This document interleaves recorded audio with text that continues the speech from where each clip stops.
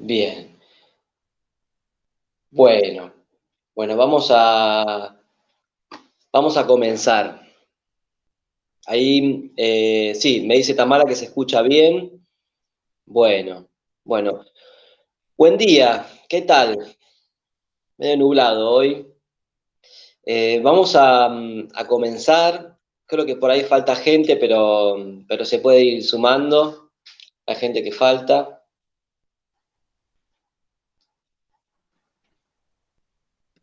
Ahí me escuchan bien.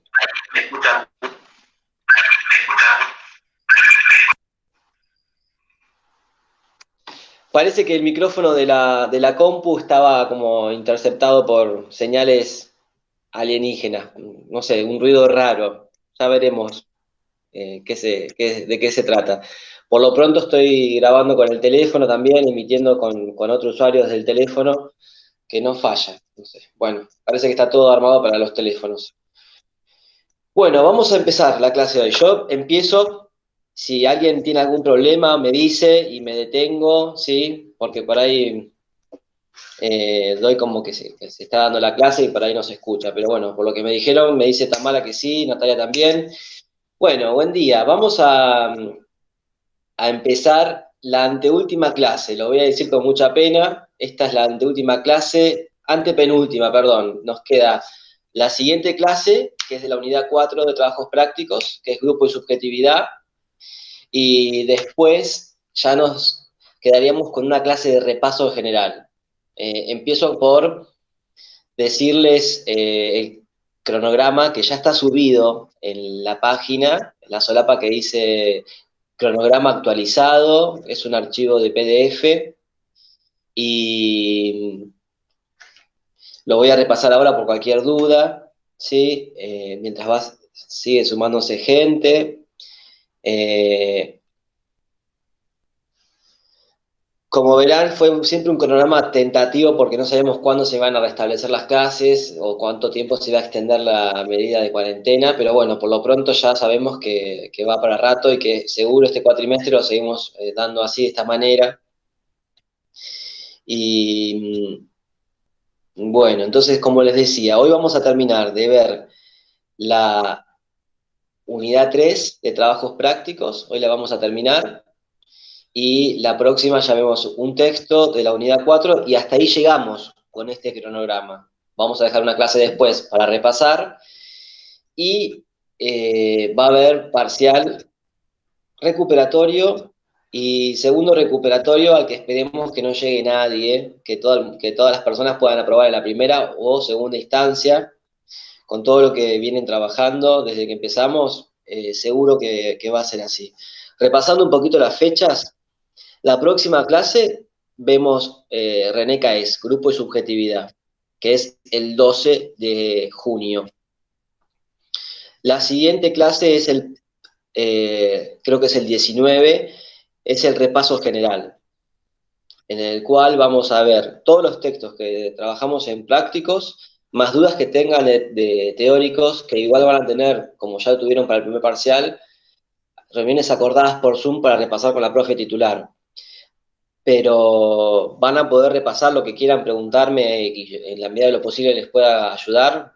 Va a estar contemplado también de material de teóricos o de construcción de la inteligencia, de Piaget, que no lo llevamos a ver en prácticos, y que para el parcial, que les adelanto va a ser individual, supongo que con 3 horas también para hacerlo desde casa, va a entrar en la parte de teóricos una pregunta de construcción de la inteligencia, pero por eso podemos repasar en el repaso, valga la redundancia. Y después, el parcial es el 26, al mismo tiempo que la fecha de entrega del seminario, del trabajo del seminario. Acá dice Natalia, pregunta, ¿el material que subieron en la unidad 3 y 4 es todo lo que vamos a usar hasta que termine la cursada? Sí, y según como vayan siguiendo ustedes los teóricos, los que se lleguen a ver en clases teóricas de ese material, ¿de acuerdo?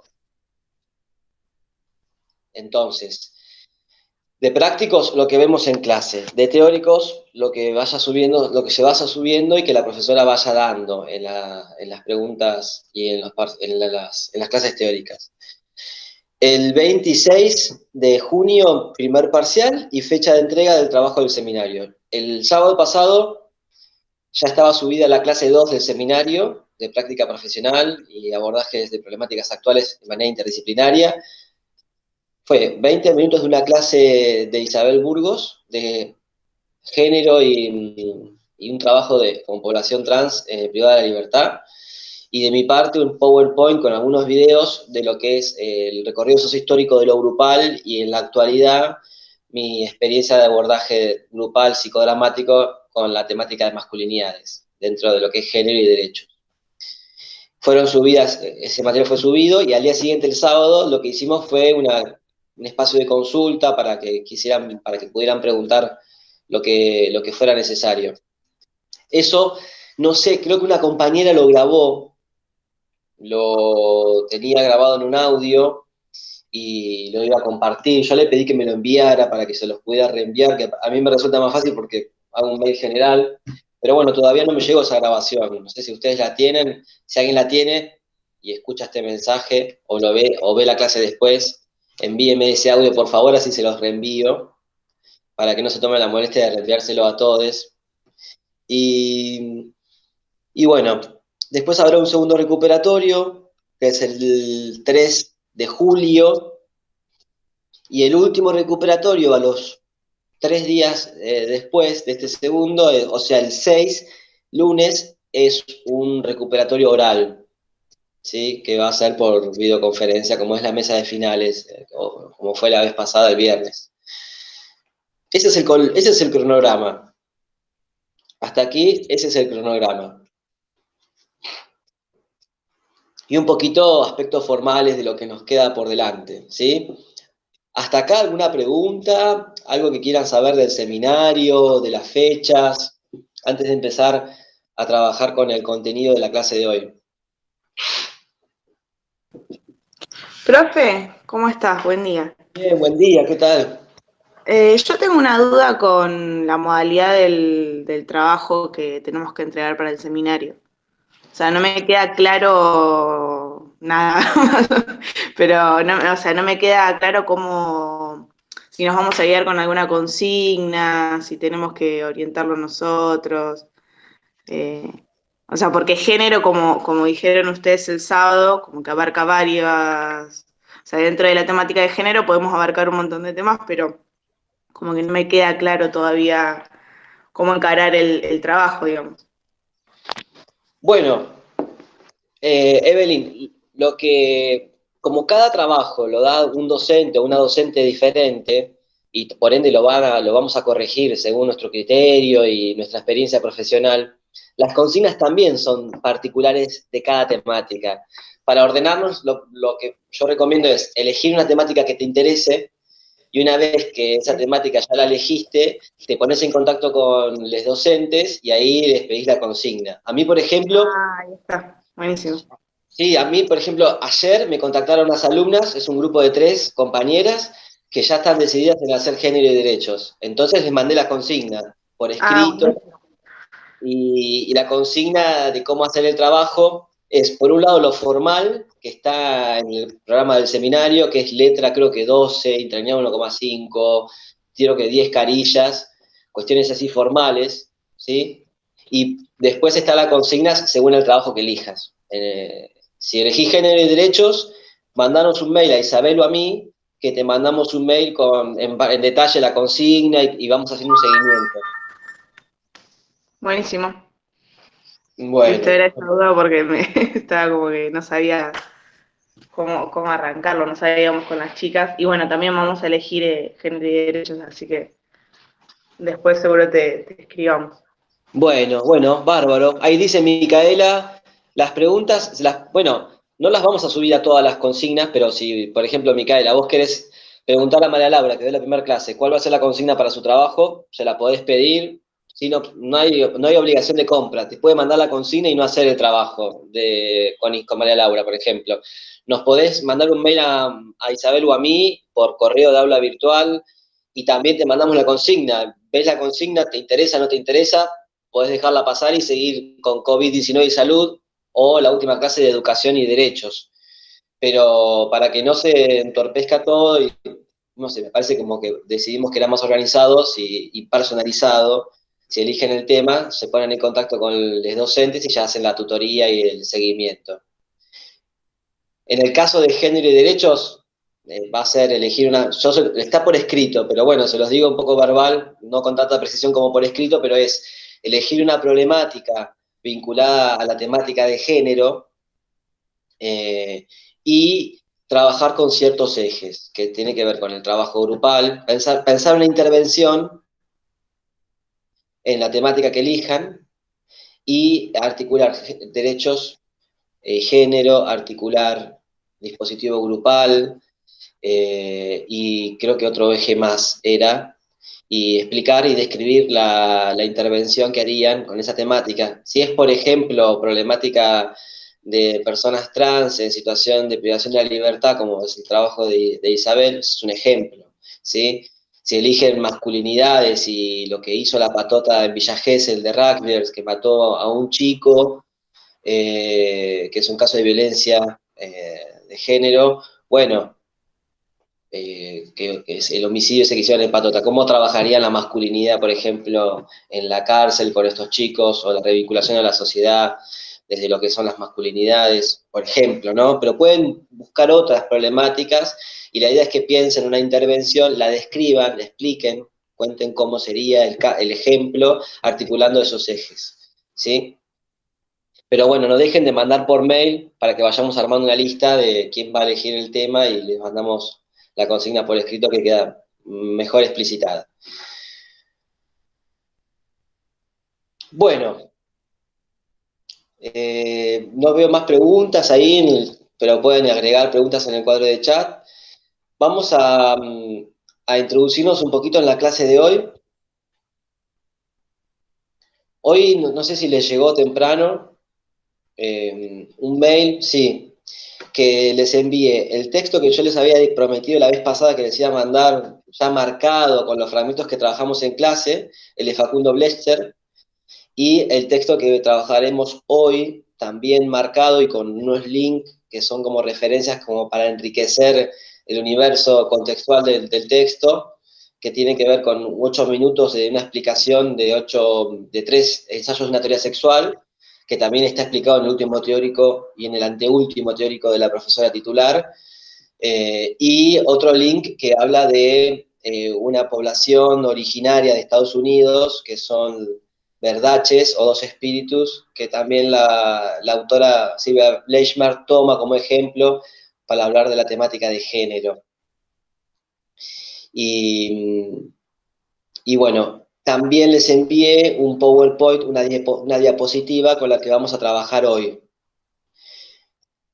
Después, si quieren, ya les envié a algunas compañeras, hay un artículo en página 12 sobre la diferencia entre sujeto disciplinar y sujeto ético, que es muy interesante, porque parece que fuera el texto también, más que texto, el seminario de todo un año en el 2006, casi uno de los últimos, el último seminario, porque Silvia Bleichmar falleció en el 2007, que dio Silvia Bleichmar y sobre el cual Facundo Blester hace este recorte, corte y pegue, cual control de lectura, y recomposición que leímos en la clase pasada y trabajamos.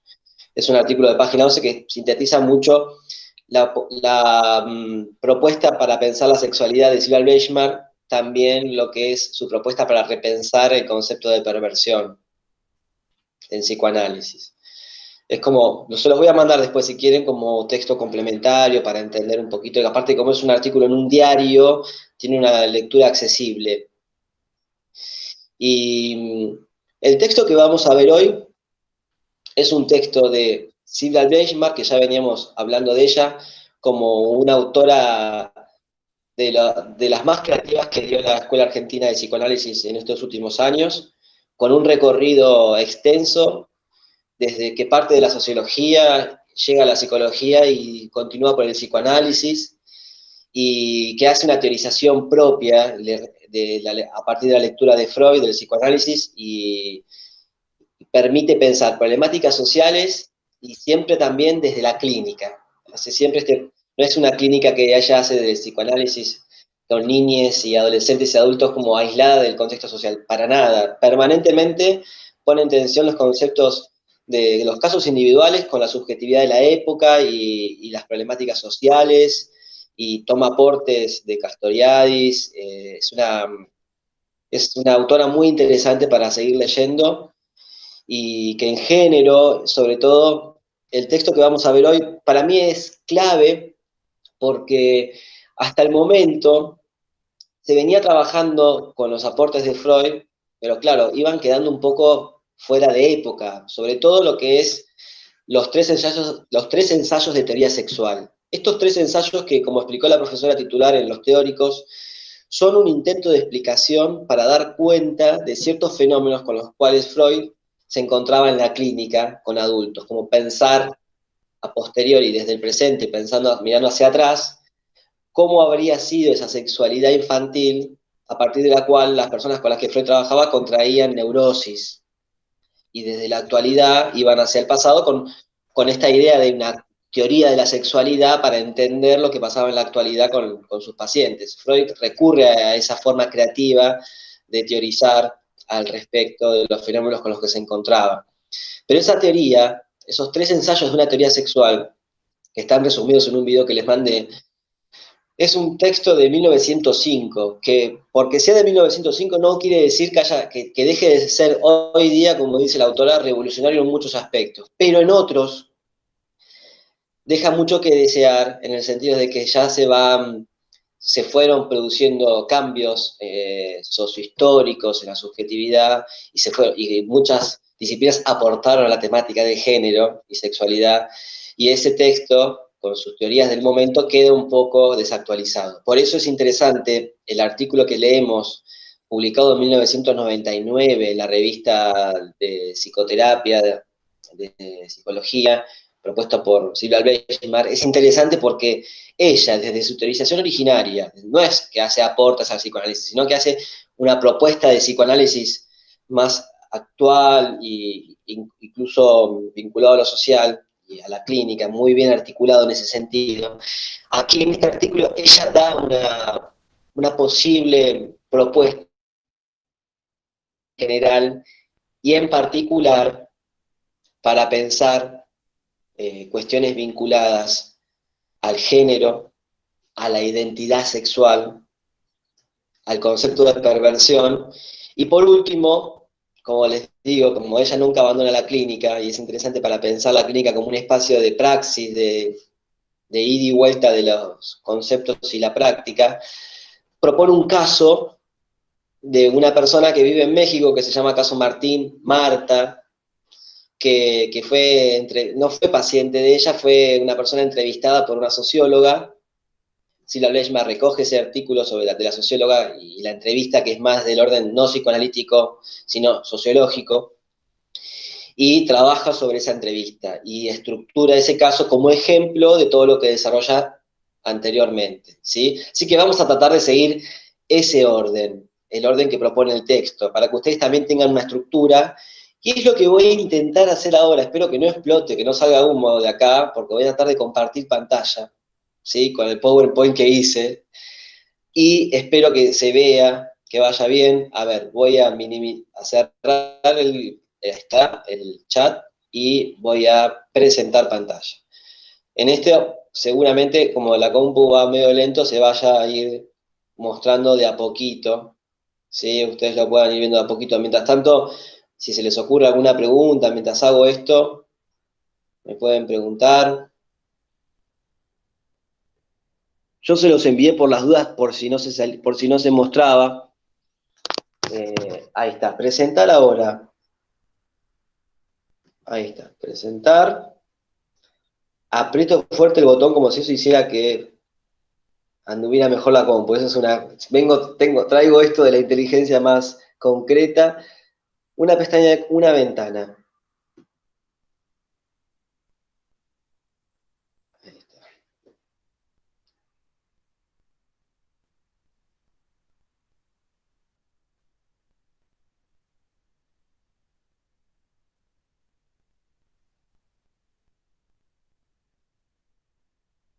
Bueno, vamos a ver ahí. Ahí estoy compartiendo. Vamos a ver. ¿Están viendo la diapositiva? De a poquito. Si logro hacer esto, ya está. Me recibo de profe youtuber, de profe por clases online. Para ustedes es por ahí sencillo. Para mí, que lo vengo tratando de hacer, que me cuesta hacerlo con las aplicaciones, para mí es un gran logro. Ahí está. Se ve, ¿no? A ver qué dicen en el cuadro de chat. No, dice. Ahí ven la diapositiva. ¿Se llega a ver en la pantalla? No se ve, profe, dicen. No me digan, qué frustración. A ver.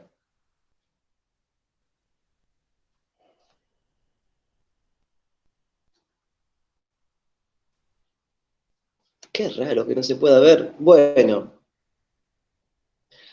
si se ve mi cara, debe ser porque estoy usando el sonido, algo de eso debe ser. Voy a tratar de hacer a la vieja usanza.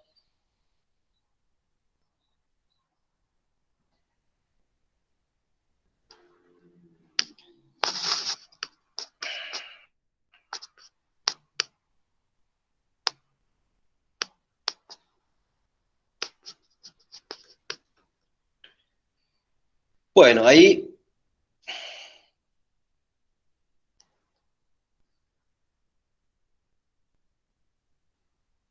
Ah, si lo comparto desde el celu. Profe, me parece que tenés que ir a presentar pantalla desde el celular o desde la compu. Claro, es que como lo tengo desde. Voy a probar desde el celu.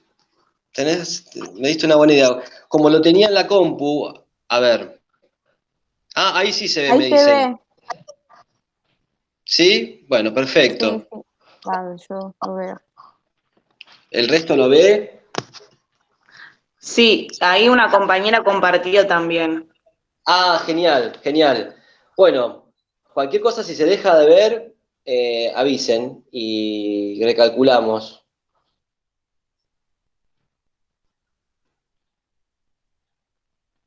Bueno, este es el título de la unidad 3, sexualidad, subjetividad e inteligencia, abordaje histórico de la subjetividad. Con abordaje histórico de la subjetividad es un poco el tema con el que la profesora trabaja mucho en los teóricos. Gracias a quien me ha asistido en poder compartir pantalla, así que genial. Esto del abordaje histórico que les digo, tanto de la sexualidad como de la inteligencia, es prácticamente la tesis del libro de cátedra, el primer trabajo y el segundo, y también, sobre todo, es para pensar la construcción y no algo innato, no algo dado. Vamos a introducirnos en el texto de hoy, que es la identidad sexual entre la sexualidad, el sexo y el género.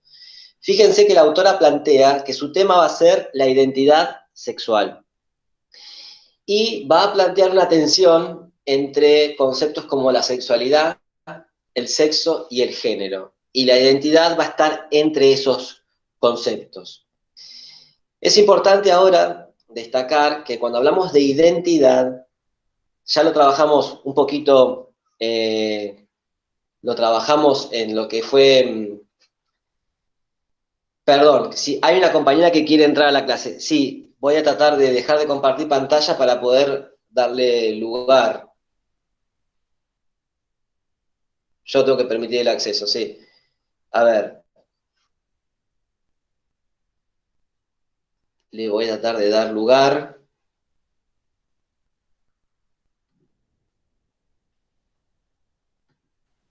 Profe, de Sí. paso aprovecho para comentar. No, que en realidad creo que la pantalla que estamos viendo es la que comparte una compañera, así que por ahí si vos haces algo no lo vemos. Igual está bueno porque estamos viendo el PowerPoint. Ah, Creo que no es. pero no me escuchan. Sí, sí, sí, Bueno, pero solo digo que estamos viendo el PowerPoint, pero porque lo comparte una compañera. claro, sí, sí, ahí entendí. Eugenia lo está compartiendo. Perfecto. A ver, no aparece todavía la persona para que le pueda dar acceso.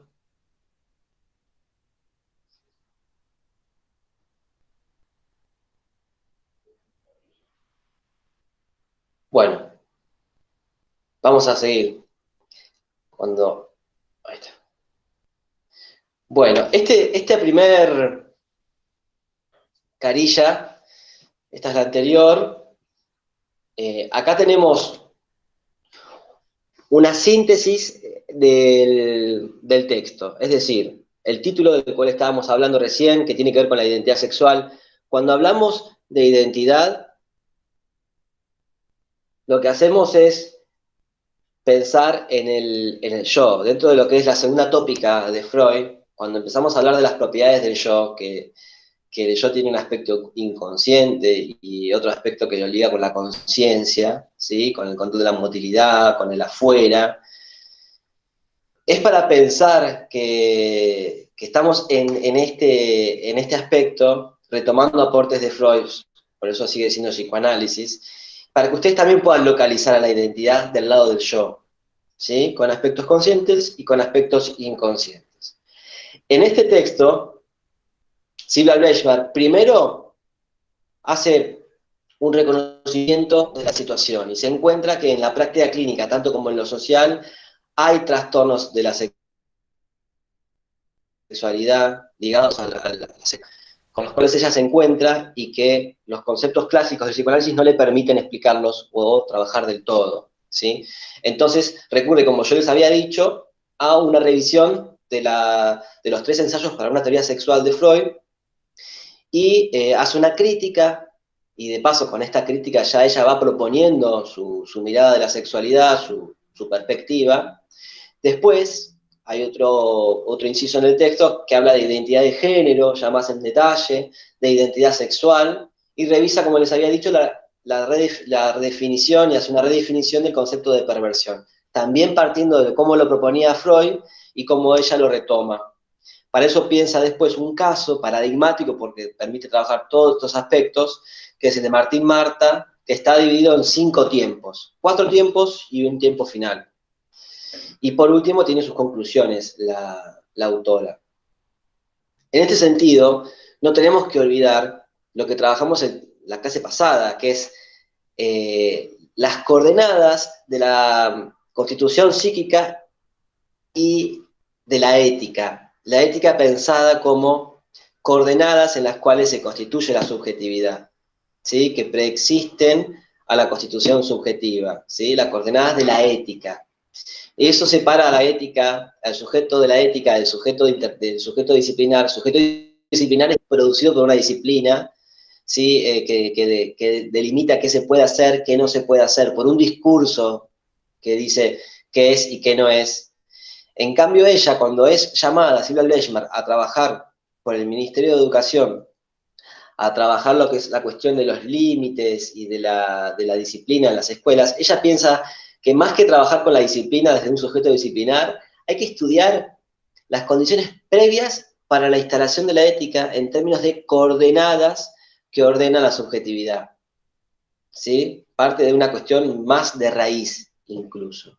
Entonces, en este texto que vimos antes, que era sobre Silvia Bleichmar, entendimos que la sexualidad se pulsa desde afuera, que es necesario que sea desde un otro, ¿sí? Que atienda a estas necesidades para existir a falta de instintos que tenemos la especie humana, y que en esa ayuda, en ese apuntalamiento, en esa asistencia, se genera un vínculo en el cual la satisfacción de ciertas necesidades, ya sea de alimento como de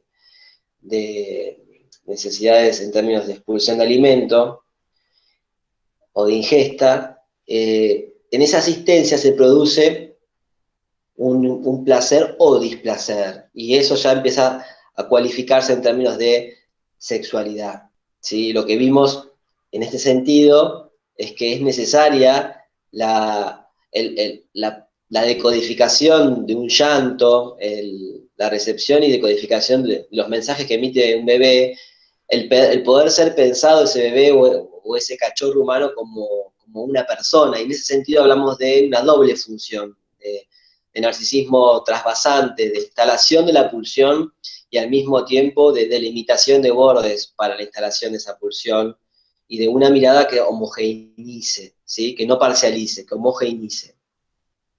Es importante, son dos textos que están, el de la clase pasada y el de hoy, están en íntima vinculación.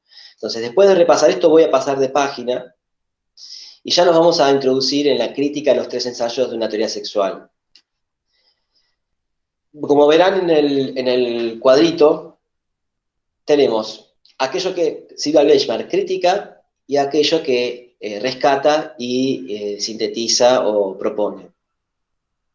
Freud, cuando escribe en 1900 y se publica en 1905 los 3 ensayos de una teoría sexual, tiene como referencias de su época, no solamente en la filosofía de Nietzsche, sino también en lo que es la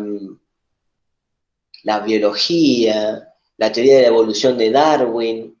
Entonces, la física de la termodinámica en cuanto al cauce de los líquidos y los diques para pensar la energía biológica, los impulsos que dan lugar a lo sexual. Entonces, Freud plantea, y acá es donde Silvia Gleichmann se mete con él, plantea una sexualidad que tiene un fin, tiene una visión teleológica de la sexualidad, que está sometida o se encamina hacia un fin sexual reproductivo. Este es un aspecto que Silvia Gleichmann va a criticar, ¿sí? Y también va a criticar la idea de Freud de que la sexualidad es en 2 tiempos, ¿sí? Que siempre está dominada por un criterio biológico que tiene que ver con esos 2 tiempos marcados por la pulsión sexual infantil, que es su característica de la sexualidad infantil es que sea parcial, que no se llega a un orgasmo o a una satisfacción total, y que luego eso se reordena con el advenimiento de la pubertad en una segunda oleada bajo el orden o la primacía o el fin reproductivo. Y a partir de ahí las categorías que ordenan. Esto lo va a criticar Silvia Gleichmann. Hoy por hoy parece que pareciera muy evidente, ¿no? Que esta crítica. Y ahora vamos a entender por qué parece tan evidente. Pero no deja de lado que 3 ensayos brinda un aporte fundamental en el hecho de que la sexualidad humana no solo comienza en la infancia, sino que se caracteriza por ser no reductible a los modos genitales, articulados por la diferencia de los sexos, con los cuales la humanidad ha establecido desde lo manifiesto su carácter. En este sentido, Freud separa genitalidad de sexualidad, donde encuentra cierto recorrido de la energía pulsional en zonas del cuerpo con borde o en actividades incluso, que generan un plus de satisfacción. Este es un aporte fundamental que consiste en considerar como sexual todo aquello que siendo del orden del placer implica un plus que no se reduce a las actividades autoconservativas. ¿Sí? Cuando vieron que 2 animales se terminan de aparear y uno prenda un cigarrillo por puro placer, después de haber tenido un acoplamiento. No se ve eso, solamente es propio de la especie humana, que todavía quede un resto, siempre un plus, para seguir encaminando montos de excitación y volver a un recorrido que genere un pasaje placentero. Lo mismo que la succión en vacío de los bebés, que terminan de ser amamantades y que, aún así, siguen succionando en vacío como intentando reinvestir ese recuerdo de placer por haberse cancelado una necesidad. Entonces, esta es la crítica que, en resumidas cuentas, por supuesto que en el texto que les mandé marcados hay más detalles para poder entender mejor esto, pero básicamente no me detengo mucho en explicar 3 ensayos de una teoría sexual, que lo explicó la profesora en el teórico y que se los mandé yo también a partir de un colega que hace videos muy, muy claros de YouTube, pero básicamente Gleichmann critica la finalidad teleológica. Teleológico viene de que tiene una finalidad, ¿sí? Como es la gente que cree en el destino, ¿no? Lo vemos mucho en las series de Netflix como Vikingos, que piensan que las cosas son porque hay un destino que encamina a ello.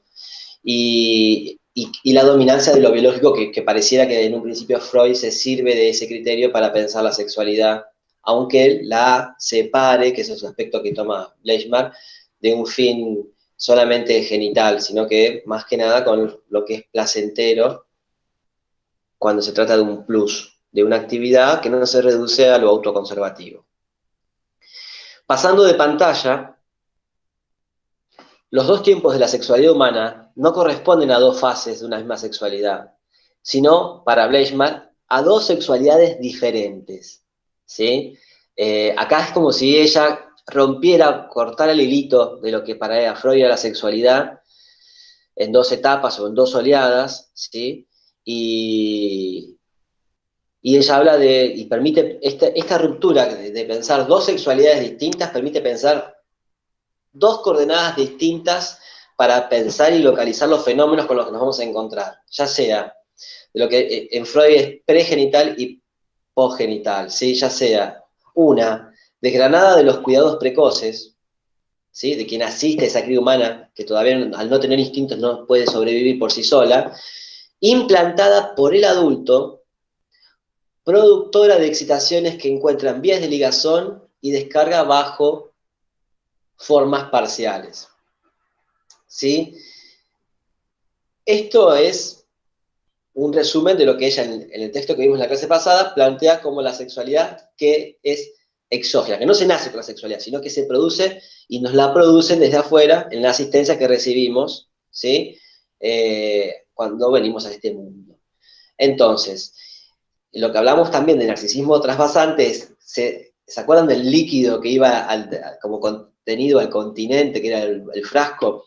Desde afuera, ¿no? Se introduce esa energía, ¿sí? Ese monto de excitación, y al mismo tiempo se le brinda contención a ese monto de excitación y unicidad para que no quede en lo parcial desorganizado.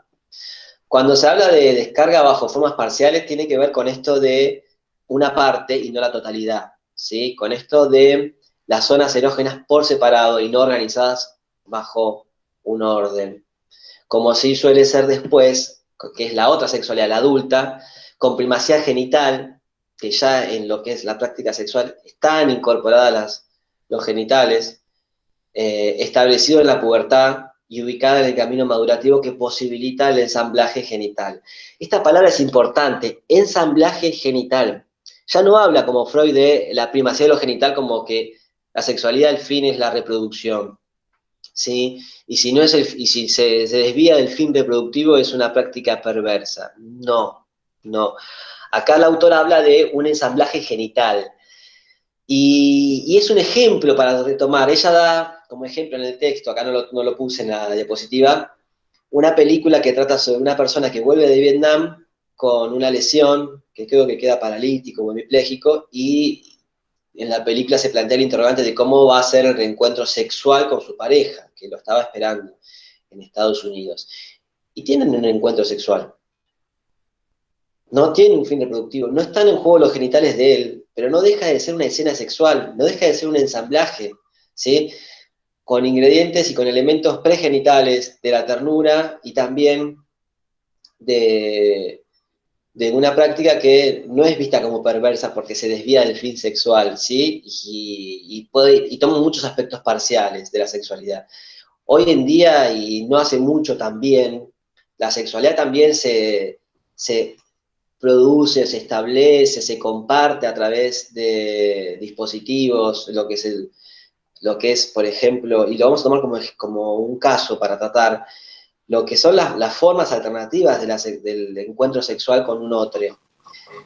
Profe, Sí, perdón que te interrumpa, pero ahí una compañera te escribió en el chat, te puso que en varias diapositivas no se ve el título, solo se ve el título. que solo se ve el título, mira, a ver, Sí, sí, yo lo tengo acá en la compu y lo tengo igual, solo el título. solo el título. No sé si usted puede ver lo que yo estoy compartiendo, profe, ahí. A ver, Ve que solo están los títulos ya. en este, por ejemplo.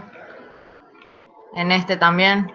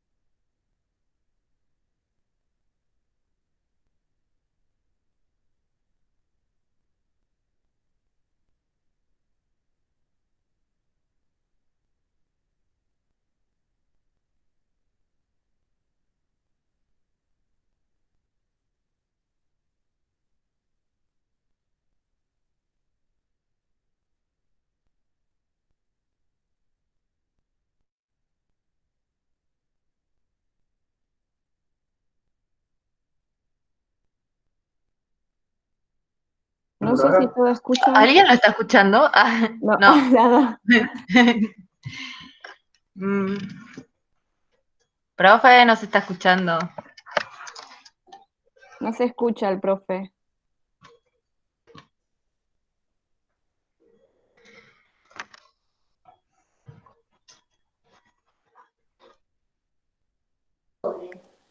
Perdón, Aparece que ahí está. ahí me escuchan, ¿no? Y ahí se escucha. Bueno, Sí. sigo enfocando así entonces, ¿les parece? Sí, ahí se ve bien, profe. Buenísimo. Ahí se ve bien. Bueno, bueno. Lo que les decía es que para Sibel Bleichmar, que con esto también rompe un poquito con Freud, o redefine unas cuestiones que había planteado Freud, hay dos sexualidades. Una adulta, que tiene privacidad de lo genital, establecida en la pubertad y ubicada en el camino madurativo que posibilita el ensamblaje genital, y otra, que es la infantil, caracterizada por los cuidados precoces, implantada por otro, ¿sí? Desde afuera, que produce excitaciones que encuentran vías de ligazón, como les dije el ejemplo del chupete, por ejemplo, que es una forma de ligar ese exceso de excitación, y descargada bajo formas parciales. Entonces, como yo les hablaba de Bleichmar, usa la palabra ensamblaje genital, ya se está alejando del fin teleológico de Freud de la reproducción como el fin último de la sexualidad. Cuando habla de ensamblaje genital, habla del encuentro de lo genital, pero también de las fantasías, de las formas parciales de la pulsión, y porque sean parciales antes para Freud, si la práctica sexual se alejaba del fin madurativo de la sexual, genital, era una práctica perversa. En Bleichmar no es sinónimo de perversión, y ya me estoy adelantando un poquito. Ella da el ejemplo de una película de Estados Unidos donde la persona va a Vietnam, combate en la guerra, vuelve a Estados Unidos con una lesión, creo que queda paralítico, y se presenta el enigma de cómo va a ser el encuentro sexual con su pareja, y aún así lo tienen, y no es por eso que es una práctica perversa porque se utiliza la pulsión parcial, no hay una cuestión genital en juego, hay una cuestión más que tiene que ver con las fantasías, con la ternura, con la sensualidad, y por eso se habla de ensamblaje genital. Y hoy en día, todavía no pasaba cuando Bleichmar escribió este artículo en el 99, hoy día hay prácticas que no son perversas porque se den a través de un teléfono, a través de una videoconferencia, de parejas a distancia o no a distancia, ¿sí? Lo que define que sea perversión o no es qué se hace qué se hace en esa escena. Si la otra persona está en un encuentro donde es reconocida su subjetividad, ya sea mediado por un teléfono, el encuentro sexual, por una llamada telefónica o por una videoconferencia, si hay una escena sexual en la que son dos personas y se contemplan dos subjetividades y los límites están claros, no es una práctica perversa. Ahora, si una de las dos partes toma como objeto a la otra, como objeto de su autoerotismo, como objeto parcial, ¿sí? Y arrasa su subjetividad, ahí sí nos encontramos con una cuestión más ligada a la perversión. Por ejemplo, que tengan un encuentro y que ese encuentro sea viralizado, por ejemplo, en las redes, y que la persona que es viralizada no sepa de esto y se encuentre que es objeto de la burla, objeto del sadismo de quien reparte estas imágenes, de que su subjetividad quede degradada. ¿Se entiende? Vamos a avanzar un poquito más en lo que es la temática, ¿sí? Del género. Vamos a introducirnos en lo que es la diferencia entre hombres y mujeres con las cuales se establece la bipartición marcada por signos de cultura, no remite de origen necesariamente a masculino, femenino. Esto es para seguir despegándonos de la cuestión anatómica de lo corporal e ir pensando el género como algo que desde hace unos años se está demostrando que trasciende lo biológico, lo anatómico. Esta diferencia está articulada por la diversidad de signos para Silvia Bleichmar, y no por la diferencia anatómica. Y en función de ello, no tiene incidencia en la orientación del deseo sexual pulsional del niño, sino en los modos con los cuales se determina su pertenencia a uno u a otro género. Yo en este sentido les había dado la película crazy para que vieran. Yo la vi en un seminario de masculinidades, que es interesante porque en esta temática que ahora estamos empezando a ver en detalle, que es el género, se precede a la persona, ya se determina desde la sociedad un orden. En esta sociedad en la que vivimos es un orden, hasta hace no mucho tiempo, en Occidente, un orden binario, ¿sí? Desde la tomografía, desde adivinar lo que se dice como el sexo, pero en realidad tiene que ver con el género, ¿sí? Con una cuestión de pertenencia a uno u a otro. Pero lo que plantea Bleichmann es que tiene que ver con signos, ¿sí? Con lo que determina desde lo simbólico un ordenamiento o un posicionamiento. Y reafirma la autora que la sexualidad no es un camino lineal, ¿sí? Que no es un camino lineal que va de la pulsión parcial a la asunción de la identidad, pasando por el estadio fálico y el Edipo como mojones de su recorrido, sino que se constituye como un complejo movimiento de ensamblajes y resignificaciones de articulaciones provenientes de diversos estratos de la vida psíquica y de la cultura, de las incidencias de la ideología y de las mociones deseantes, y es necesario entonces darle a cada elemento su peso específico. Parece que complejiza un poco acá el texto, pero lo que quiere decir es que pensemos la cuestión de género, ahí pasó de página, despegada de lo anatómico, en el entramado simbólico de la sociedad, ¿sí? Y advenimos a una sociedad donde ya hay un orden preexistente de género, ¿sí? Que ordena.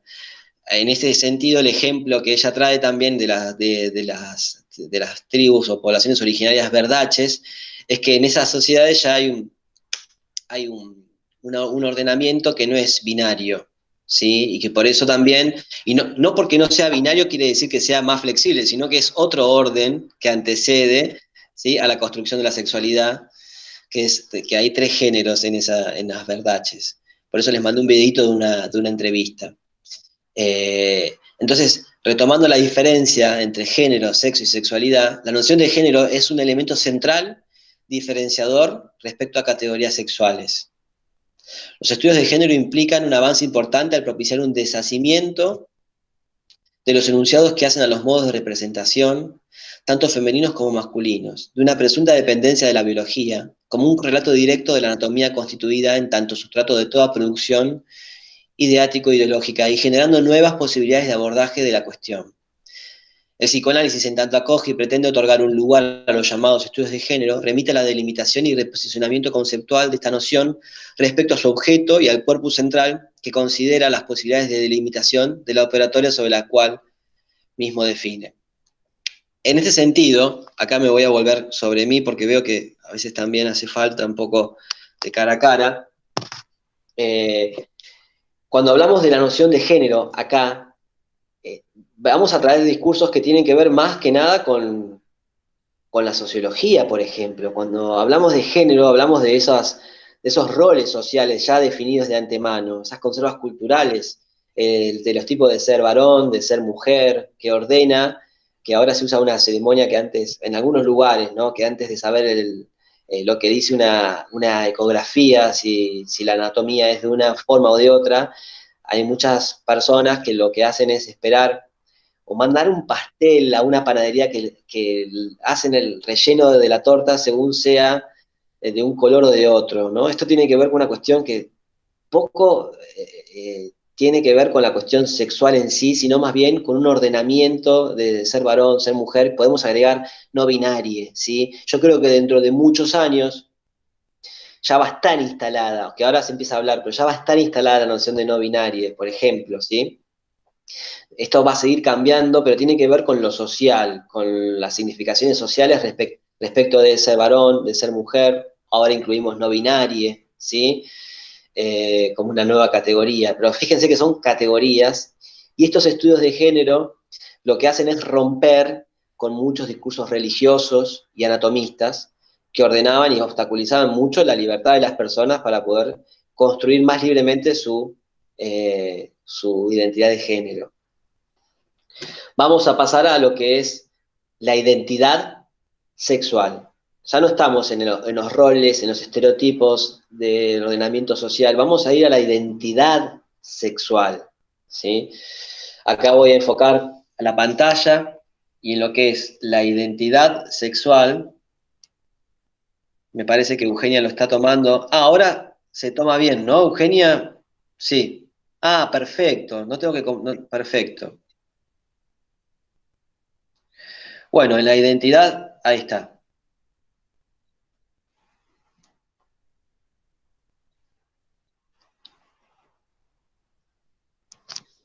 Ahí lo estamos viendo con la asistencia de Eugenia. En esta diferencia entre el género, el sexo y la sexualidad, la diferencia necesaria a establecer entre los movimientos deseantes, anárquicos, pulsionales, que atraviesan la sexualidad a lo largo de la vida y aquellos que es del orden de la identidad sexual, vale decir escuchen esto, de los modos con los cuales el sujeto se reconoce como perteneciendo a uno u otro sector, en el cual no sin dificultad se ubican la mayoría de los seres humanos. Es la siguiente página, la que estamos... Ah, no, ahí estamos, ahí está. Exactamente, acá estamos definiendo la identidad sexual como aquellos modos con los cuales el sujeto, o la sujeta, o el sujeto, o sujete, se reconoce como perteneciendo a uno u otro sector en el cual no sin dificultad se ubican la mayoría de los seres humanos. La identidad sexual tiene un estatuto tópico, como toda la identidad, que se posiciona del lado del yo, y en razón de que los enunciados que articulan la identidad yoica se caracterizan por la exclusión, no solo de los elementos de diferenciación respecto del exterior, sino también del externo e interno del inconsciente. En esta construcción identitaria que tiene que ver con lo sexual, ¿sí? Si soy, todavía no llegamos a esa.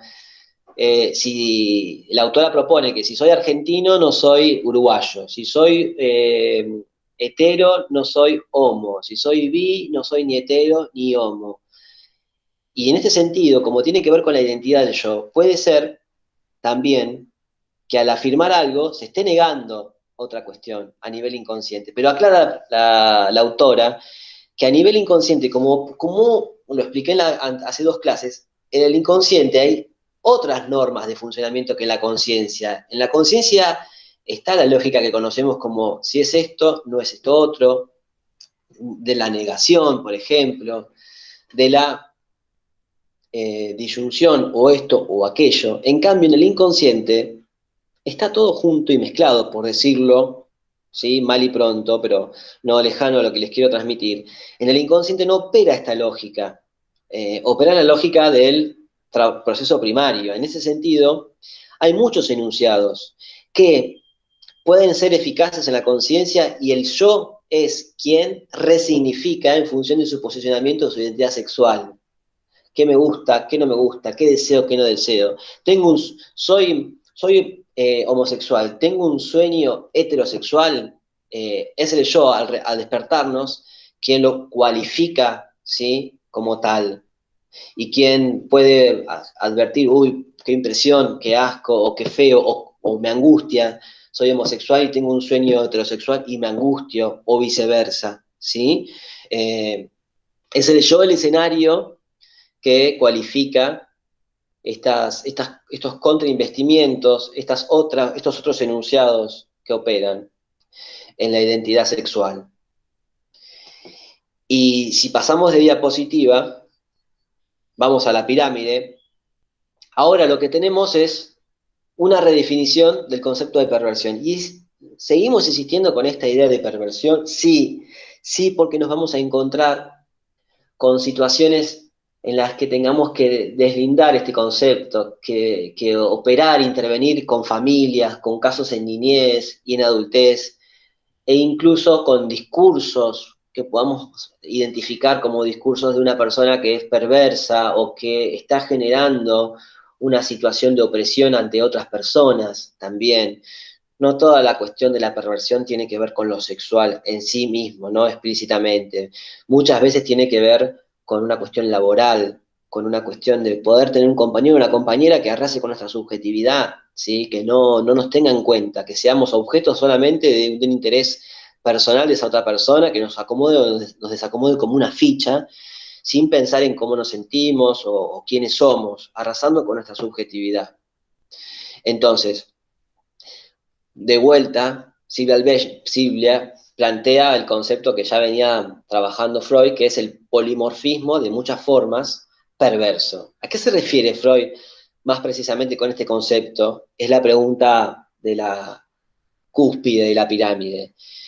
Y explica, el ejercicio de la pulsión parcial, o sea, de las zonas erógenas, por ejemplo, vale decir el ejercicio del autoerotismo, ¿sí?, sobre una misma o uno mismo, se opone al del amor de objeto, que es hacia otro, considerado como otro.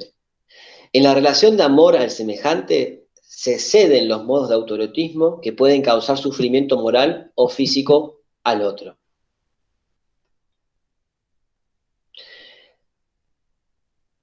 Y en la base de la pirámide aparece la propuesta de la redefinición de este concepto. Y dice, redefinimos entonces la perversión como un proceso en el cual el goce está implicado a partir de la dessubjetivación del otro. ¿Sí? El goce de quien es perversa o perverso está en desubjetivar al otro. La imposibilidad de articular en la escena sexual el encuentro con otro humano.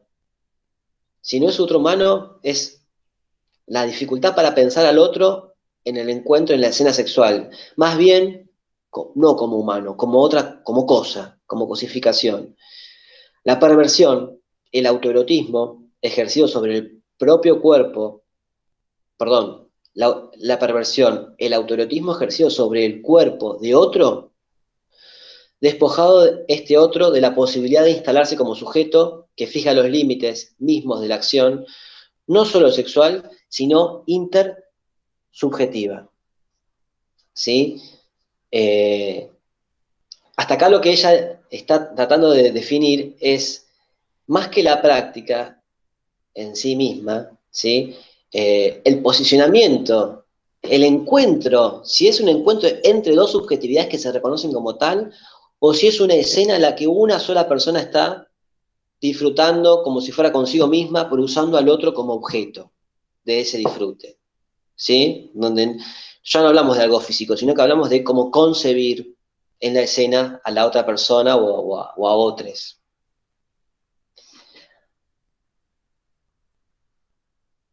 Y acá vamos con el caso de Martín Marta.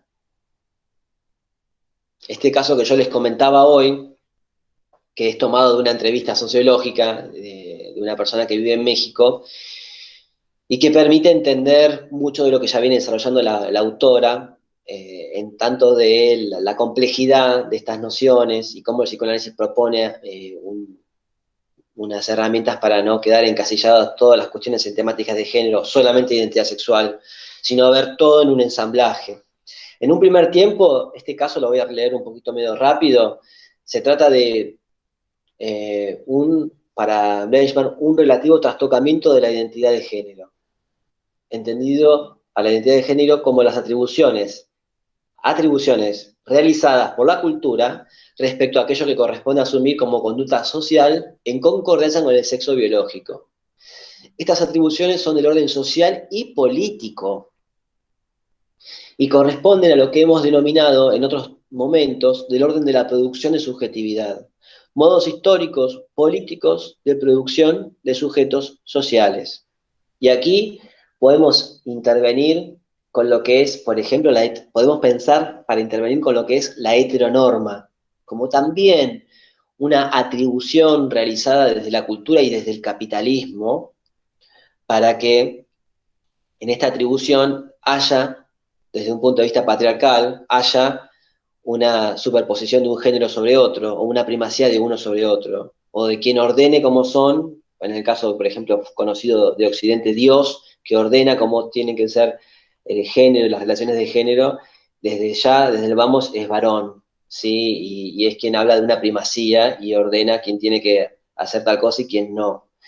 Entonces, si pensamos desde Néstor Brownstein, el concepto de proceso de sujetación que vimos en las clases teóricas con la profesora titular, si la clase hegemónica, la clase dominante, la ideología de clase dominante impone que haya una heteronorma, todo se va a ordenar desde allí y se va a atribuir estas categorías de género a partir de ese ordenamiento patriarcal. En este caso, no es excepción de esto que les digo, el caso de Martín, que cuenta, yo jugaba a las muñecas y quería ser siempre de mamá. Tenía ya esta tendencia, me gustaban las muñecas, las adoraba. Para Navidad recibía un regalo, un autito o un camión. Entonces, durante un momento jugaba con mis autitos, pero lo que me interesaba eran las muñecas de mi hermana. Esta imposición de la cultura está reflejada en que de antemano le pregunten, eh, ¿tenés novia? Ya dando por hecho un posicionamiento de la heteronorma, por ejemplo, a un varón, o al revés, que le regalen para Navidad ya directamente un auto y que signifiquen, obviamente, al auto con el varón también, que la cultura signifique de esa manera ese objeto.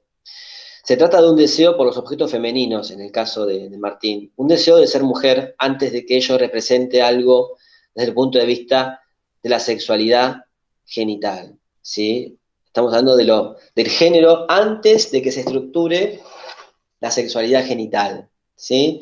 Esto en la película Crazy aparece al principio de la peli, cuando el protagonista quiere jugar con un carrito y con un bebé, y el padre le regala regalos así como más de varón para lo que era la época, y como él detesta esos regalos de Navidad, como el padre le quiere imponer una masculinidad hegemónica.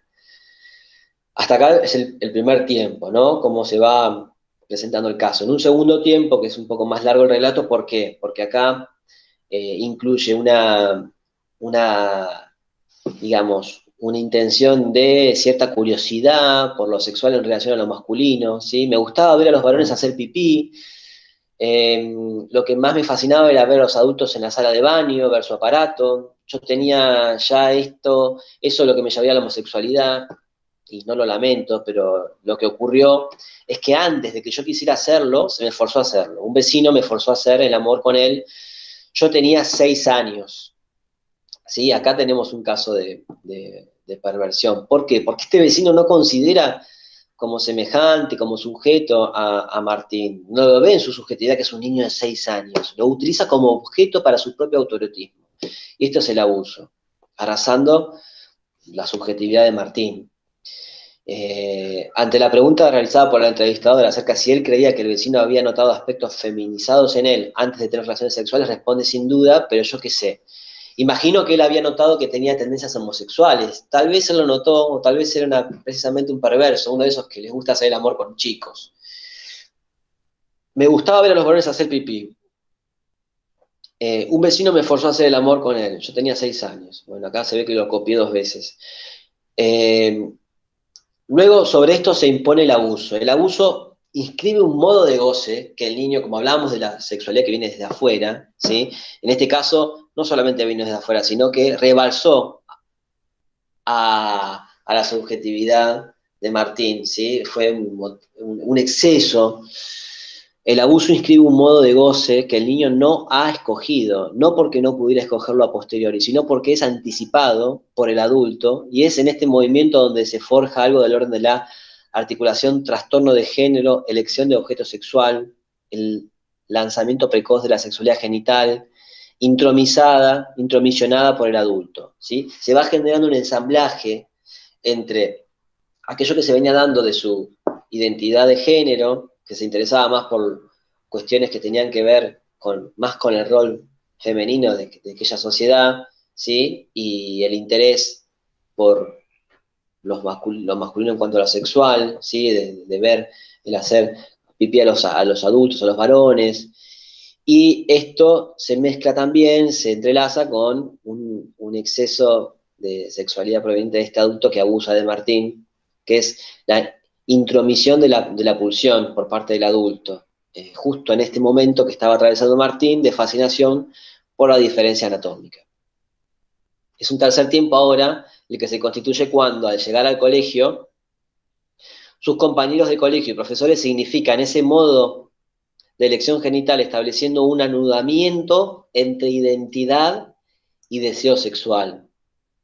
Ellos me llamaban puto, incluso los profesores. Yo decía que no porque tenía terror que se lo dijeran a mis padres. Vamos viendo también cómo esto es algo que se sigue construyendo y desde afuera y con el encuentro social también, cómo la fuera social significa a Martín.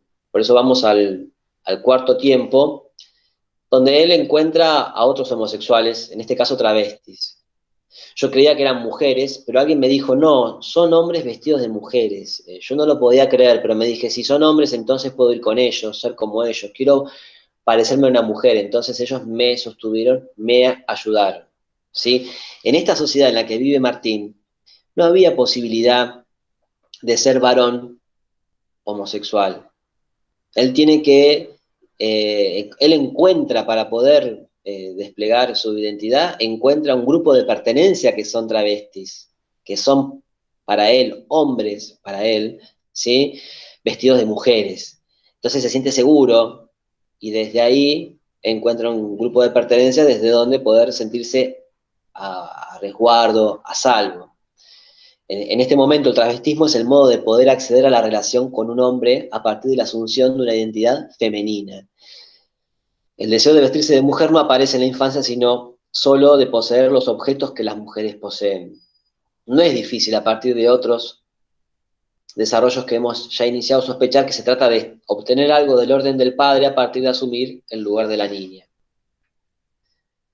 Entonces, acá se puede, este caso y la lectura que hace Sibel Bechmar con los elementos que trabajamos antes, permite desprenderse de una lectura continuista de la realidad en términos de Brownstein, de una lectura digamos, que describa la realidad, porque está rompiendo con lo que se ve. ¿Sí? Lo que se ve es que Martín se trasviste, Martín no es, digamos, no, su identidad de género no es hasta ese momento la de ser mujer. Se reconoce como varón, pero se viste de mujer para sentirse resguardado y desde ahí poder vincularse con otros varones en la sociedad en la que vive. Habría que ver si Martín hubiera nacido en esta época, hubiera vivido en un entorno social y cultural afín con la diversidad de género, si hubiera tenido que, para sentirse resguardado, trasvestirse, ¿se entiende?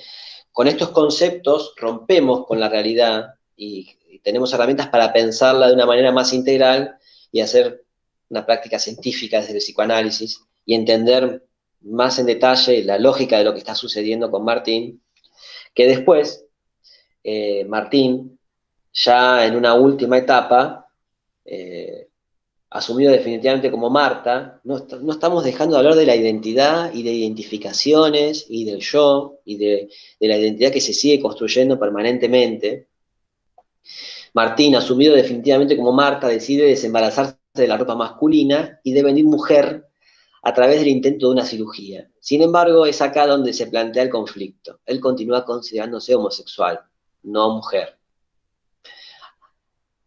Acá es recién donde Martín podría tener un cortocircuito, algo que sea, que haga interferencia con su yo y pueda recurrir quizás también a un análisis, a un espacio terapéutico, porque aparece el conflicto en él.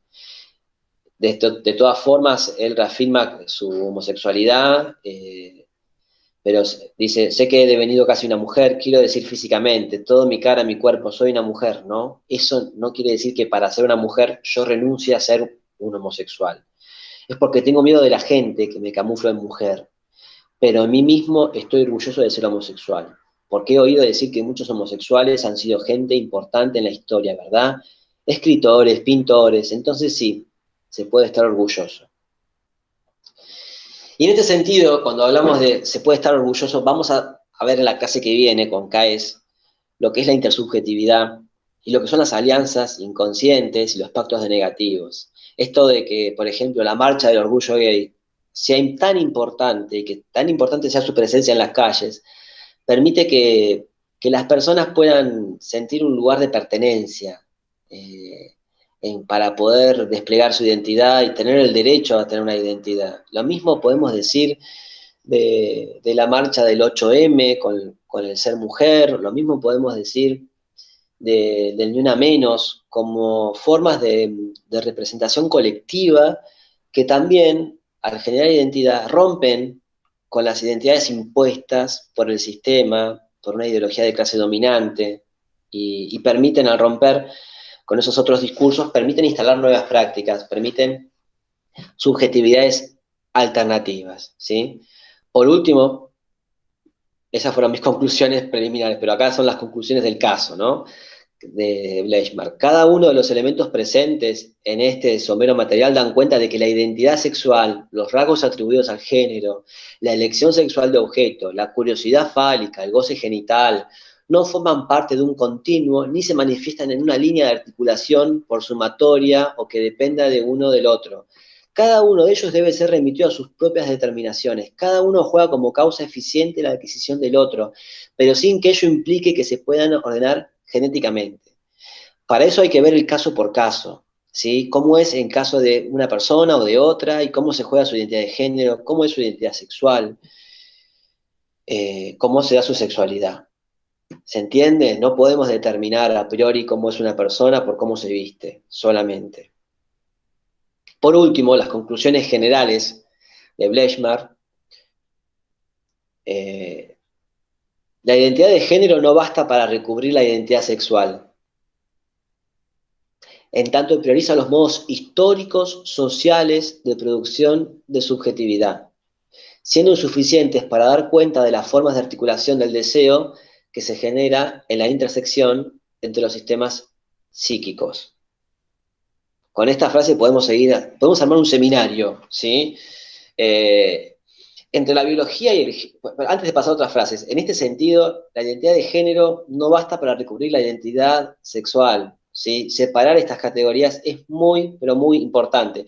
En la historia simplemente han estado juntas, por lo general, por el nivel de instalación del patriarcado, o el nivel de desarrollo del capitalismo también, pero no quiere decir que tengan que estar hoy día con la producción subjetiva que produce esta época, no tienen que estar superpuestas ni necesariamente una es sinónimo de la otra, ¿sí?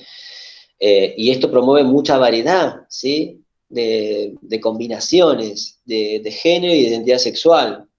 La serie Sense8, por ejemplo, de los mismos productores y creadores de Matrix, ya en el primer capítulo plantea un tema en el cual creo que es una pareja, ¿sí? Una pareja de dos mujeres en la cual una de ellas es trans, es una mujer trans, ¿sí? Entonces, es un caso, por ejemplo, para ver la serie, para ver cómo se despliega esta problemática, que en sí, problemática para la protagonista no lo es, pero sí en algún punto para su vinculación con otras personas que tienen menos tolerancia o quizás una sexualidad implantada más, de manera menos crítica, más hegemónica. Por otro lado, otra conclusión es, entre la biología y el género, el psicoanálisis ha introducido la sexualidad en sus formas, pulsional y de objeto, que no se reducen ni a la biología ni a los modos dominantes de representación social, sino que son precisamente los que hacen entrar en conflicto los enunciados atributivos con los cuales se pretende una regulación siempre ineficiente, siempre al límite. Los aportes del psicoanálisis. Para estar en el entre, como es el título de este artículo, para ver que la situación, la realidad es compleja y no reducirla a una cosa u a otra, y así poder darle lugar a la subjetividad de las personas con las que trabajamos. Escuchar, atender esa singularidad. Los estudios de género deben entonces encontrar su lugar preciso como parte del sistema ideológico representativo que intenta una bipartición representacional respecto a los sexos biológicos, pero en modo alguno puede retroceder el psicoanálisis ante la afirmación realizada por quienes propician el sexo del lado de la biología y el género del lado de la representación. Ni un determinante social para el género, que es todo social, ni un determinante para la biología de que todo es por la diferencia anatómica, ¿sí? En el entre está la herramienta que estamos viendo considerar Bleichmark para pensar la sexualidad, el género y la identidad sexual. Bueno, hasta acá el compartir pantalla, ¿sí? Volvemos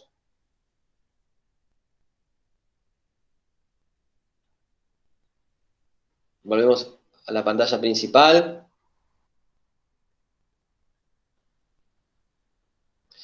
Y Bueno, hasta acá, hasta acá lo que podemos ver con la diapositiva. Me parece que nos vamos a pasar un poquitito, si alguien quiere hacer alguna pregunta, porque bueno, empezamos un poco con algunos inconvenientes técnicos, pero me gustaría que haya un ida y vuelta, que haya preguntas, que no quede como nada más que en lo expositivo, porque creo que la temática es compleja y a mí me dan ganas también de, bueno, si tienen 2 minutos más, de conocer qué piensan, qué les queda, si tienen alguna duda que podamos resolver entre todos, a ver qué les parece.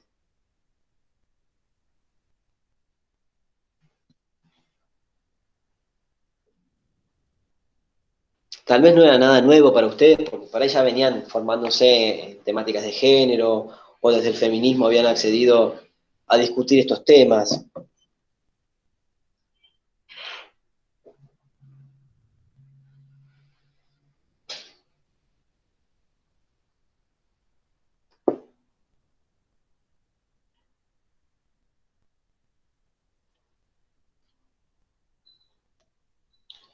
Bueno, a ver, ¿qué dicen? No, por favor, no me dejen con este silencio que me angustio, donde digo, a ver si dije cualquier barbaridad o no se entendió.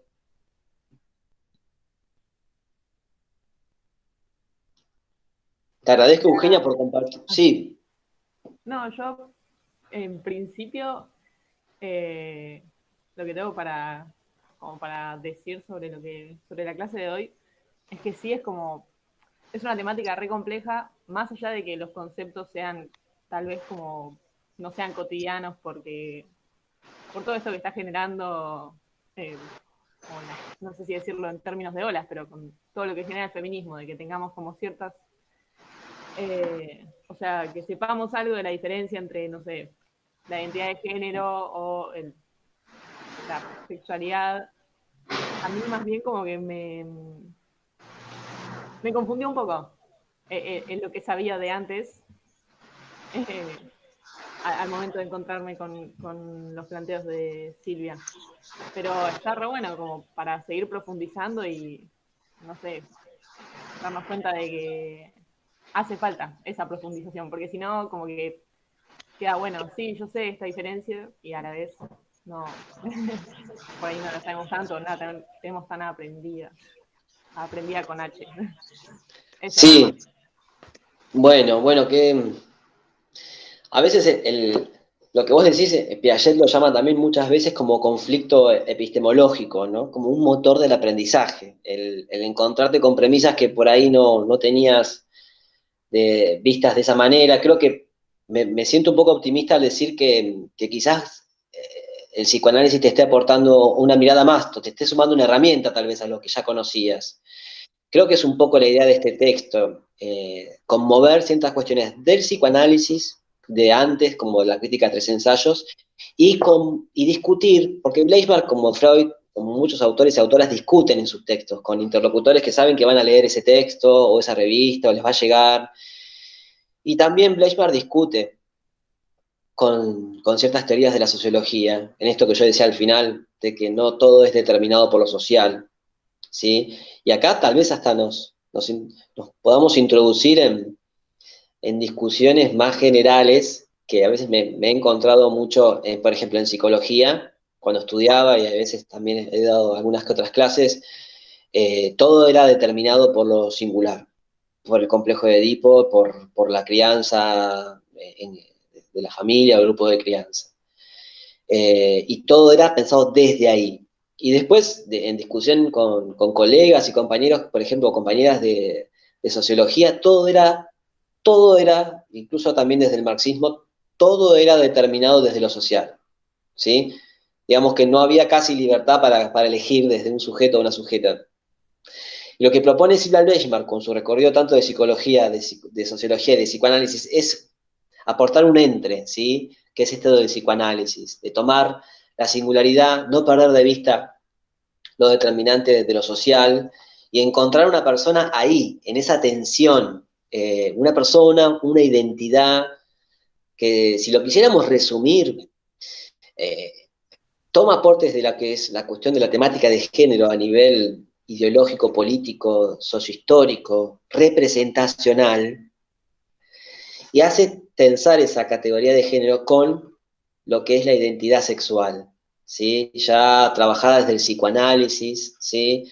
Como enchapada o atravesada por el dispositivo del Edipo, de sexuación, ¿sí? Con lo singular del recorrido de la pulsión en cada persona, y pone un poco la lupa en detalle de cómo es esa identidad sexual, ¿sí? Cómo son las dos oleadas, cómo se instala la sexualidad, cómo se juega en el inconsciente lo contrario a veces de la conciencia, o lo múltiple, mejor dicho, ¿sí?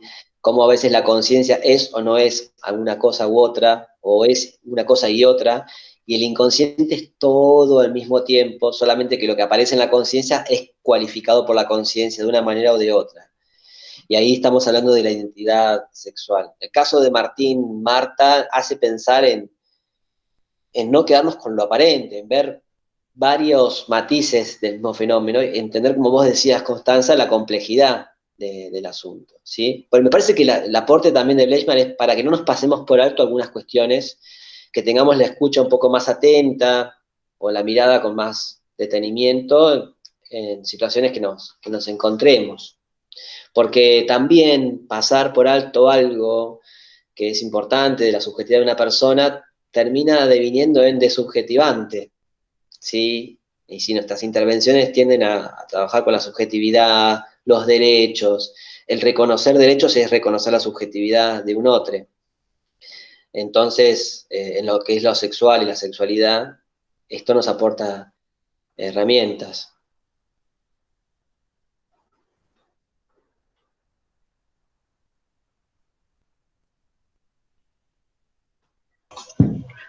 Entonces, volviendo al texto, ¿no? Porque a mí me quedó como resonando la primera parte del texto de Silvia, donde dice que la madre se horrorizaría probablemente si se... ¿Para qué no estoy viendo? Sí. Bueno, como que sin duda el exceso de ternura de parte de los padres resultará dañino, pues apresurará su maduración sexual. Eso está, qué bueno que lo traes a eso, Natalia, porque ese es un fragmento que en las lecturas que se hicieron de Freud, de ese artículo de 1905, se pasó de lado, como que quedó como algo secundario, como un comentario que hizo Freud al pasar.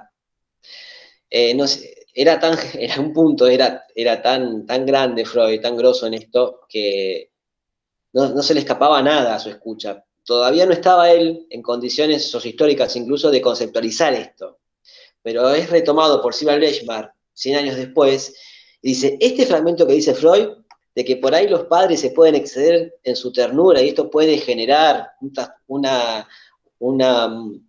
digamos, un exceso de sexualización en su cría, esto que dice Freud, a Bleichmann le permite comprobar lo que ella dice de la sexualidad implantada desde afuera, ¿sí? Y según cómo se implante la sexualidad desde afuera, una cosa es que se implante y al mismo tiempo se le dé una cualificación a esa energía que se implanta, y se le dé un borde, se le dé una forma, se le presten vías alternativas para que se encamine esa energía sexual, se contemple que se le está brindando amor o energía sexual, pero a una persona, que se vaya como prestándole un nombre, a diferencia de no pensar a ese bebé como alguien diferente, con su singularidad, y al mismo tiempo como un semejante, como hablábamos en la clase pasada. Bleichmann da el ejemplo de una mamá que tiene una dificultad psicopatológica, que tiene una psicosis y que no contempla que un bebé puede tomar el biberón a una temperatura más baja que la que ella toma con el café, ¿sí? No está pudiendo reconocer su subjetividad. Entonces le está dando más todavía, le está dando quizás más energía, más estímulos de los que puede contener un bebé, y no lo está reconociendo como diferente, lo está reconociendo como si fuera igual que ella, ¿sí? En el ejemplo que da Freud al pasar, es lo que también a Bleichmann le permite entender la perversión como esa intromisión, Yo les hablaba la vez pasada del narcisismo trasvasante cuando pasaba el líquido de un vaso a otro. Cuando se habla de una intromisión de la sexualidad, es que yo pase 3 litros de agua a un vaso y que rebalse, y que rebalse, y que rebalse, y que, digamos, que no está ese vaso preparado para recibir tanto caudal de agua, ¿sí?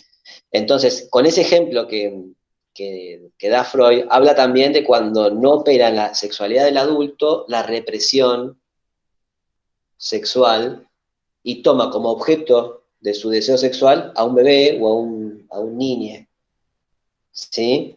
Y ahí se produce la situación de abuso, ahí se produce la situación de rebalsamiento, por decirlo de alguna manera, inventando una palabra, ¿no? De lo que dice Bleichmann de intromisión de la pulsión, cuando es un exceso, que no está capacitada la otra parte, la otra persona para hacer algo con eso. Bueno, entonces acá habla de un abuso perverso, no de un cariño excesivo, para mí.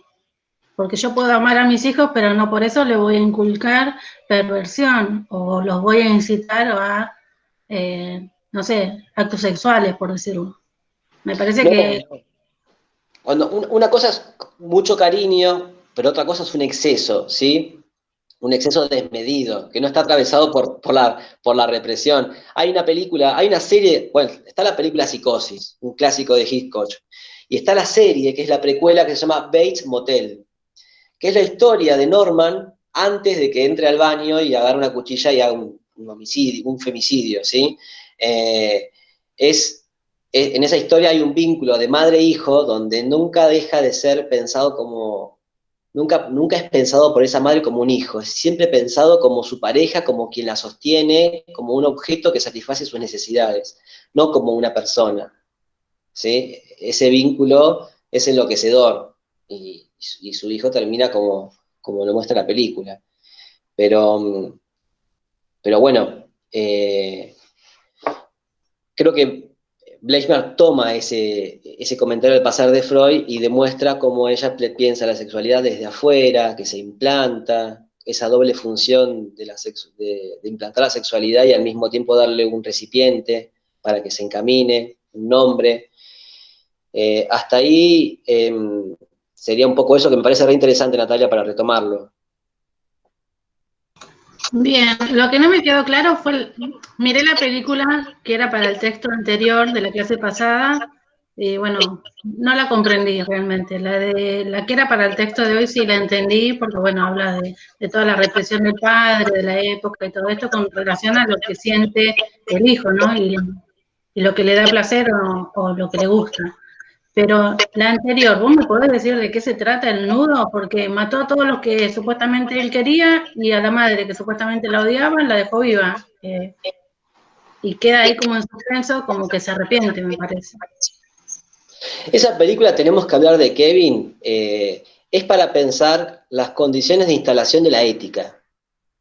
¿Cómo es que en la constitución de su psiquismo se instala una ética por parte de quienes lo traen al mundo, ¿sí? Tanto su mamá como su papá, en este caso, en esta familia, cómo él es o no querido, ¿sí? De antemano, es o no considerado como un sujeto con sus propias necesidades, y cómo él después tiene una imposibilidad también para pensar a las demás personas como sujetos, como subjetividades.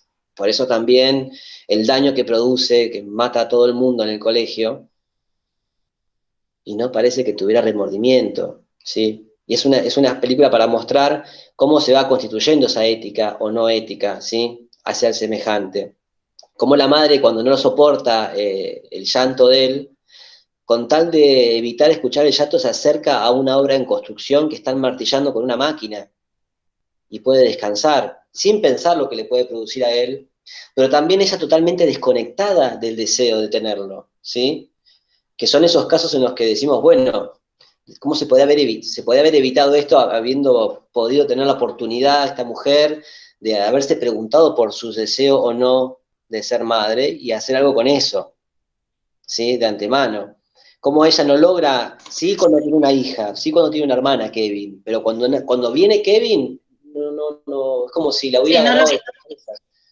no lo quería tener, de hecho hacía todo para no tenerlo, pero que ya desde chiquito el bebé es como que empieza a percibir este rechazo de la madre y construye a partir de eso su identidad. Sí, de la madre y del padre también, para no dejarlo absuelto, ¿sí? Del padre también, que es bastante particular, que es como si... Bueno, pero en este caso él tenía buena relación con el padre, pero termina matándolo.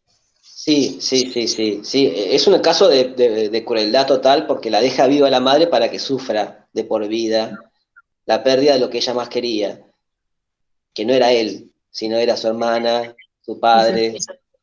Sí. Bien.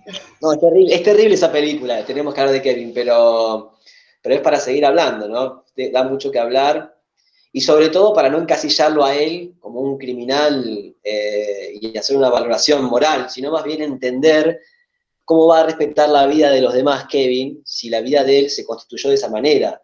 No tiene esa capacidad y pensando y entendiendo esto se puede intervenir, se puede empezar a tejer cierto dispositivo para trabajar con Kevin o con una persona así. Hola, ¿qué tal? Hola, bien. Tengo una duda sobre el texto de hoy, que bueno, que lo que decía un poco Nati sobre eso de la perversión y todo eso, ¿se genera solamente con los nenes, el masculino? O sea, porque siempre se nombra como el masculino, no sé, que la mamá siempre lo acaricia y todo, y nunca nombra al femenino, perdón.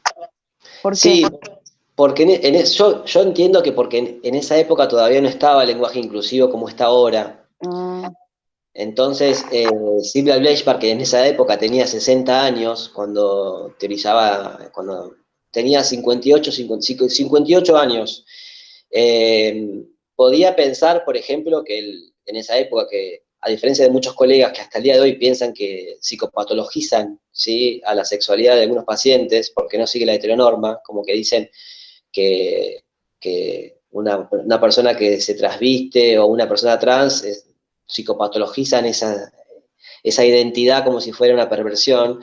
Ella en su época no, dice, por ejemplo, que la homosexualidad no tiene nada que ver con la perversión, para nada, porque explica qué es la sexualidad, qué es la homosexualidad, la identidad de género y qué es la perversión. No tenía alcance al lenguaje inclusivo en esa época, Sibla Bleichmar. Eso es lo que yo entiendo, ¿sí? Por eso siempre hay que también como actualizarse en ese sentido. Todavía no estaba, si bien teoriza mucho sobre la cuestión de género, creo que todavía no se hablaba de manera como se habla ahora, que hay un detenimiento en el lenguaje y cómo el lenguaje produce prácticas también, y cómo nos moldea. claro, gracias. No, de nada. Aparte digo, habla hoy decimos niñes, pero yo también daba el ejemplo de entre adultos, de una compañera o un compañero de trabajo que puede tener una práctica perversa para con nosotros, ¿sí? Cuando estamos por concursar un cargo y no le interesa si yo tengo una subjetividad o si yo me siento mal o me siento bien, arrasa conmigo por conseguir un cargo, por ejemplo. Sí, eso sí, es un buen punto de entender cómo sobrepasar nuestra subjetividad o para obtener lo que quiere. Exactamente. O cómo te pueden usar a vos para conseguir un fin político o también laboral, sin Claro. pensar cómo podés quedar vos después de esa situación, ¿sí? Más cercano a una manipulación. Gracias.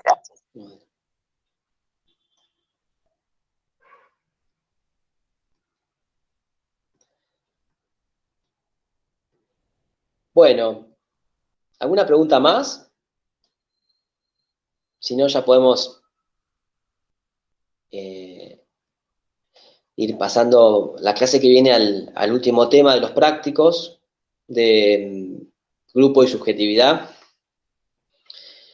Y va a ser re interesante porque vamos a poder unir el programa de trabajos prácticos.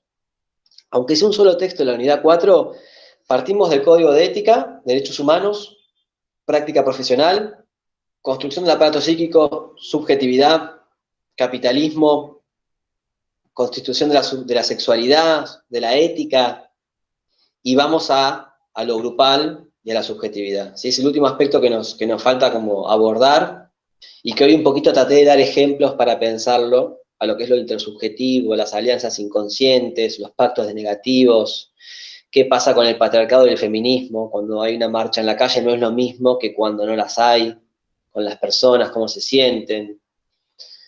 Bueno, vamos a dejar acá, ¿sí? Creo que la clase se grabó y se las voy a reenviar para tenerla para repasar, para el parcial, en todo caso, para quien no haya podido estar.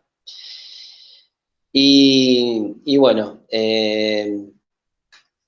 por último les quería decir que quizás fue una clase un poco ambiciosa porque son temas muy complejos, y con el PowerPoint intenté sintetizar y no irme tanto por las ramas, porque el texto es mucho más extenso y da más ejemplos. Yo les recomiendo leer el texto o el que les mandé marcado y después ver el PowerPoint, porque si se quedan solamente con el PowerPoint, por ahí es como que está todo entre alfileres, ¿sí? Y tanto este texto que se los mandé marcado como el anterior, quizás de algún párrafo importante, del más importante de cada texto, lo extraigamos para hacerlo pregunta en el parcial, ¿sí? Una frase que sintetiza la teoría de la sexualidad de Bleichmark, extraída, para que ustedes la expliquen en el parcial. Puede ser una forma de hacerles preguntas, ¿sí? Que con sus propias palabras, bueno, expliquen lo que la autora quiere decir o el autor quiere decir con este párrafo. Por eso también se los envié marcados a los párrafos en estos últimos dos textos, para que nos centremos en eso y dadas las circunstancias en las que estamos dando las clases, no nos vayamos por otros caminos. Que no digo que no sean interesantes, pero bueno, como no podemos abarcar todo, esa es un poco la idea.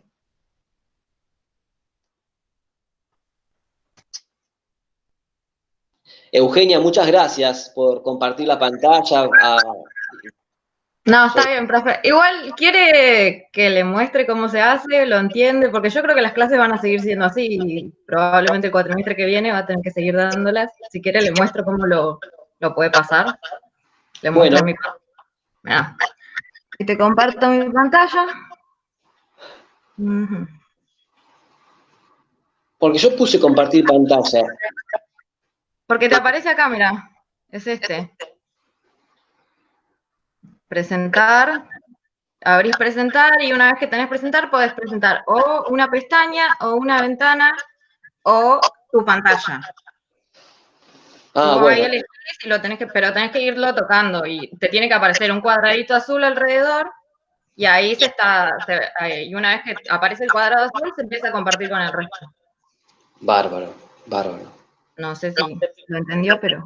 Sí, no, buenísimo, Eugenia. Dale. Muchas gracias. No, está bien. Bueno, nos vemos el viernes que viene. Cualquier material o lo que sea se los voy mandando por mensaje, cualquier duda, bienvenida sea para trabajarla. Espero que tengan buen fin de semana y nos vemos pronto, el viernes que viene.